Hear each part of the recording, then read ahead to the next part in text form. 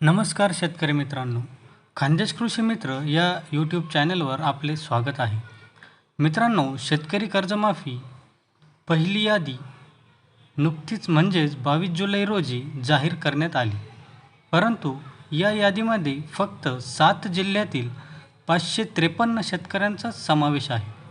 आता शेतकरी कर्जमाफी दुसरी यादी कधी जाहीर होणार, तसेच यादीमध्ये आपले नाव कसे चेक करायचे, यादीत नाव आल्यानंतर कर्जमाफी मिळवण्यासाठी कोणती प्राथमिक कामे आपल्याला करावी लागणार आहेत, याविषयी सविस्तर चर्चा या व्हिडिओच्या माध्यमातून आपण करणार आहोत. तत्पूर्वी जर आपण खानदेश कृषी मित्र या यूट्यूब चॅनलला सबस्क्राईब केले नसेल तर सबस्क्राईब करून घ्या, म्हणजेच कर्जमाफीबाबत नवनवीन अपडेट्स आपणास पाहावयास मिळतील.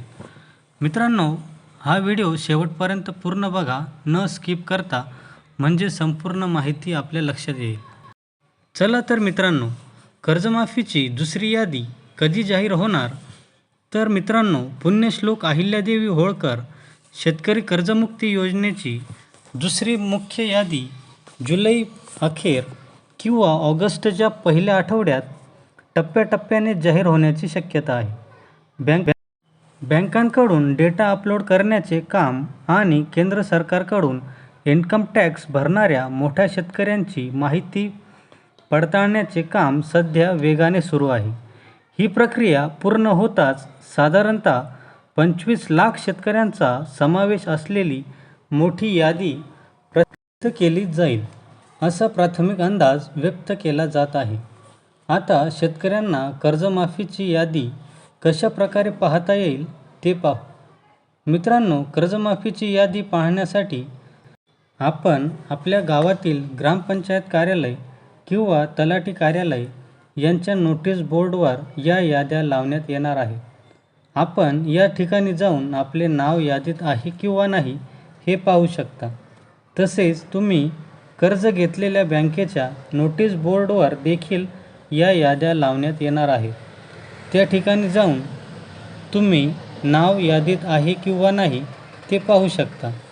तसेच ऑनलाईन पद्धत म्हणजेच आपले सरकार सेवा केंद्र म्हणजेच CSC सेंटरवर जाऊन तुम्ही तुमचे नाव यादीत आहे किंवा नाही हे पाहू शकता.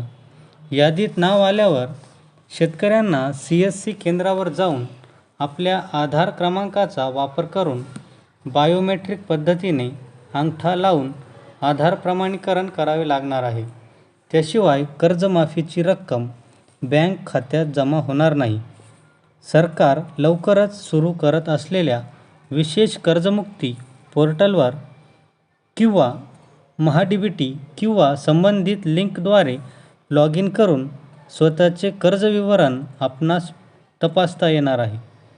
धन्यवाद. माहिती आवडल्यास व्हिडिओस लाईक व शेअर करण्यास विसरू नका व चॅनलला सबस्क्राईब जरूर करा. धन्यवाद.